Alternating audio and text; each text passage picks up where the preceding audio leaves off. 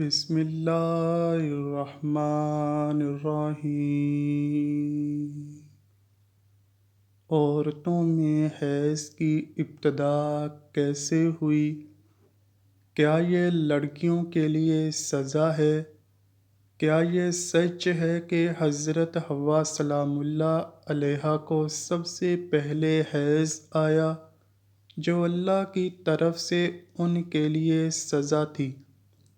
کیا حیض کی ابتدا بنی اسرائیل سے ہوئی؟ کیا بنی اسرائیل سے پہلے عورتیں حیض سے پاک تھیں؟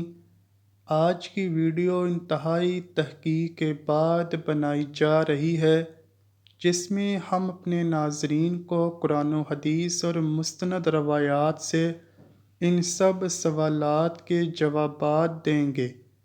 اصل میں اس موضوع پر بات کرنا اس لیے بھی ضروری ہے کہ آج کل بہت سی ویڈیوز پھیل رہی ہیں کہ جن میں غیر مسند روایات پیش کر کے سادہ مسلمانوں کو گمراہ کیا جا رہا ہے۔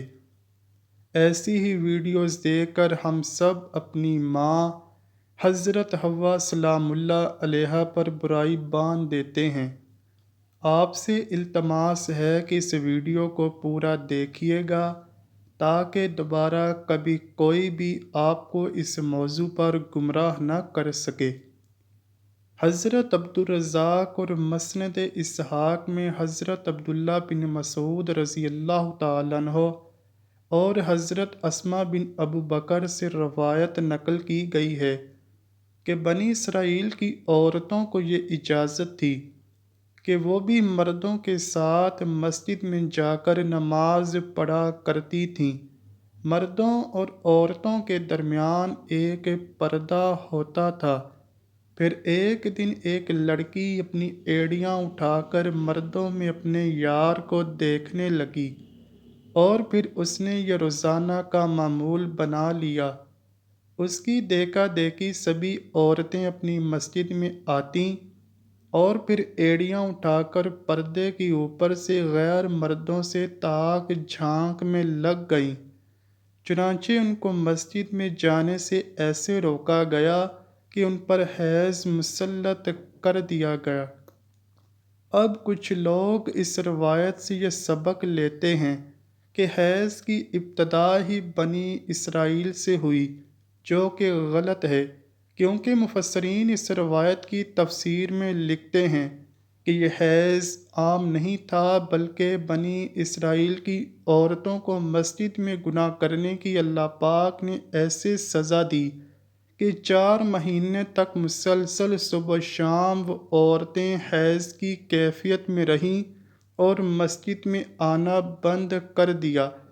پھر جب اللہ پاک نے ان کی توبہ قبول کی تو یہ عذاب ان پر سے ختم ہوا۔ صحیح احادیث مبارکہ سے یہ بات ثابت ہے کہ عورتوں میں حیض کی ابتدا روزے اول سے ہے۔ آئیے اس بارے میں 2 احادیث مبارکہ بیان کرتے ہیں جن سے ثابت ہوگا کہ حیض کی ابتدا پہلے دن سے ہی ہے، نہ کہ بنی اسرائیل سے اس کی ابتدا ہوئی۔ حضرت عائشہ صدیقہ رضی اللہ تعالیٰ عنہا حجۃ الوداع میں اللہ کے رسول صلی اللہ علیہ وآلہ وسلم کے ساتھ حج کے ارادے سے نکلیں۔ راستے میں انہیں حیض آ گیا تو وہ اس اندیشے سے رونے لگیں کہ اب وہ مناسک حج ادا کرنے سے محروم ہو جائیں گی۔ آپ صلی اللہ علیہ وآلہ وسلم کو معلوم ہوا تو آپ صلی اللہ علیہ وآلہ وسلم نے انہیں سمجھاتے ہوئے فرمایا، یہ ایسی چیز ہے جسے اللہ تعالیٰ نے اولاد آدم میں عورتوں کے لیے لازم کر دیا ہے۔ اس حالت میں تم بھی وہی سب کچھ کرو جو حاجی کرتا ہے، صرف پاک ہونے تک بیت اللہ کا طواف نہ کرنا۔ بالکل اسی طرح ایک اور حدیث حضرت سلمہ رضی اللہ تعالیٰ عنہ سے بھی مروی ہے۔ حضرت سلمہ رضی اللہ تعالیٰ عنہ بیان کرتی ہیں کہ ایک موقع پر رسول اللہ صلی اللہ علیہ وآلہ وسلم کے پاس تھی کہ مجھے حیض آنے لگا۔ میں وہاں سے اٹھ گئی، آپ صلی اللہ علیہ وآلہ وسلم نے دریافت کیا تو میں نے بتایا کہ مجھے حیض آنے لگا ہے۔ آپ صلی اللہ علیہ وآلہ وسلم نے فرمایا، یہ ایسی چیز ہے جسے اللہ تعالیٰ نے آدم کی بیٹیوں پر لازم کر دیا ہے۔ اس موضوع پر امام بخاری رحمۃ اللہ علیہ نے بخاری شریف میں ایک باب بھی قائم کیا ہے جس کا نام حیض کا آغاز کیسے ہوا ہے۔ امام بخاری لکھتے ہیں کہ حضور اکرم صلی اللہ علیہ وآلہ وسلم نے فرمایا، یہ وہ چیز ہے کہ جسے اللہ نے آدم کی بیٹیوں پر لازم کیا ہے۔ امام بخاری مزید لکھتے ہیں کہ بعض لوگ کہتے ہیں کہ حیض کا آغاز بنی اسرائیل سے ہوا، جبکہ اس معاملے میں نبی اکرم صلی اللہ علیہ وآلہ وسلم کا ارشاد زیادہ معتبر ہے، چونکہ حضور اکرم صلی اللہ علیہ وآلہ وسلم نے فرمایا کہ اللہ نے حیض کو آدم کی بیٹیوں پر لازم کیا ہے، اس لیے بنی اسرائیل سے پہلے بھی حضرت آدم علیہ السلام کی اولاد میں حیض موجود تھا۔ علامہ ابن حجر عسقلانی فتح الباری میں یہ ثابت کرتے ہیں کہ حیض ابتدائے تخلیق سے عورتوں کو آتا رہا ہے۔ اب بات کرتے ہیں ان روایات کی جن میں یہ کہا جاتا ہے کہ حیض کی ابتدا حضرت حوا سے ہوئی اور ایسا بطور سزا ہوا۔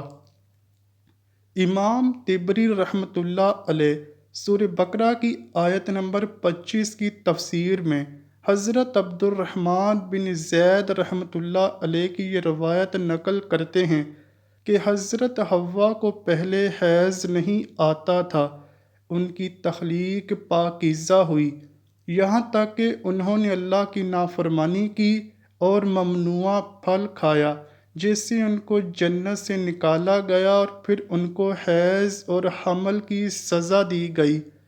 اور لکھتے ہیں کہ اللہ پاک نے تب فرمایا، میں نے تجھے پاکیزہ بنایا تھا لیکن تو نے میری نافرمانی کی، اس لیے اب میں تجھ سے خون جاری کر دوں گا۔ امام طبری کے علاوہ باقی تمام مفسرین نے ان روایات کو جھٹلایا ہے اور ان روایات کو غیر مسند اور ناقابل قبول کہا ہے۔ حیض دراصل ایک طبیعیاتی مظہر ہے جس سے ہر ماہ عورت بلوغت سے سنیاس تک دوچار ہوتی ہے اور اس کو صحت کی علامت سمجھا جاتا ہے۔ اسی حیض کے خون سے ہی بچے کی پرورش کی جاتی ہے، یہ اللہ پاک کا نظام ہے۔ غیر حاملہ عورت کو اگر حیض نہ آئے تو اس کو بیماری کی علامت سمجھا جاتا ہے، یہ عورت کے لیے کوئی سزا نہیں، اور نہ ہی یہ بات کسی روایت سے ثابت ہے کہ حیض عورت کی سزا ہے، بلکہ یہ ایک ذمہ داری ہے جو اللہ پاک نے انسانیت کی تخلیق کے لیے عورتوں پر ڈالی ہے۔ اس لیے جو عورتیں اس ذمہ داری کو بخوبی نبھاتی ہیں وہ اجر و ثواب کی مستحق ہیں۔ جیسا کہ حضرت عائشہ صدیقہ رضی اللہ تعالیٰ عنہا نے ایک دفعہ حضور پاک صلی اللہ علیہ وآلہ وسلم سے سوال کیا، اے اللہ کے نبی صلی اللہ علیہ وآلہ وسلم، مجھے تو لگتا ہے کہ عورتیں پیدا ہی مصیبت جھیلنے کے لیے ہوئی ہیں۔ حضرت عائشہ صدیقہ رضی اللہ تعالیٰ عنہا کا اشارہ حیض اور حمل کی تکالیف کی طرف تھا۔ حضور پاک صلی اللہ علیہ وآلہ وسلم یہ سن کر مسکرا دیے اور فرمایا، نہیں، بلکہ یہ ایسی چیز ہے کہ جس کے ذریعے بنی آدم کی عورتیں آزمائی گئیں۔ اس حدیث کی تشریح میں علامہ ابن حجر رحمۃ اللہ علیہ فتح الباری میں لکھتے ہیں کہ عورتوں کی تخلیق ہی اللہ پاک نے ایسے کی ہے کہ انہیں حیض آئے، ان پر پہلے دن سے ہی یہ لازم قرار دیا گیا ہے، جو عورت اس پر صبر کرے گی تو وہ اجر کی مستحق ہوگی، اور جو اس کو مصیبت اور برائی سمجھے گی تو وہ اللہ کی تخلیق میں عیب نکالنے جیسے گناہ کی مرتکب ہوگی۔ امید ہے کہ اب آپ جان چکے ہوں گے کہ یہ عورتوں کی سزا نہیں اور نہ ہی اسے سزا کے طور پر حضرت حوا سلام اللہ علیہا پر مسلط کیا گیا، اور نہ ہی حیض بنی اسرائیل کی عورتوں سے شروع ہوا، بلکہ حیض و حمل تو اللہ پاک کی آزمائش ہیں عورتوں کے لیے، جن کا اللہ پاک بروز قیامت عورتوں کو اجر عطا فرمائے گا۔ اللہ پاک سے دعا ہے کہ تمام عورتوں کو صبر و استقامت کے ساتھ اس آزمائش پر پورا اترنے کی توفیق عطا فرمائے۔ ہم نیک اعمال کرتے رہیں اور برائیوں سے بچیں۔ اے اللہ پاک، اپنے پیارے حبیب صلی اللہ علیہ وآلہ وسلم اور ان کی آل پاک کے صدقے میں ہمارے گناہوں کو معاف فرما دے، اور بروز قیامت ہمیں پیارے نبی حضرت محمد صلی اللہ علیہ وآلہ وسلم کی شفاعت نصیب فرمانا۔ کمنٹ سیکشن میں آمین لکھنا مت بھولیے گا، نہ جانے کس کی آمین سے ہماری دعائیں قبول ہوں۔ امید کرتا ہوں کہ آپ کو ویڈیو ضرور پسند آئی ہوگی۔ اگر ویڈیو پسند آئی ہے تو ویڈیو کو لائک کیجیے، شیئر کیجیے اور چینل کو لازمی سبسکرائب کیجیے۔ کمنٹ سیکشن میں اپنی رائے کا اظہار بھی ضرور کیجیے گا۔ ملتے ہیں اگلی ویڈیو میں، تب تک کے لیے اللہ حافظ۔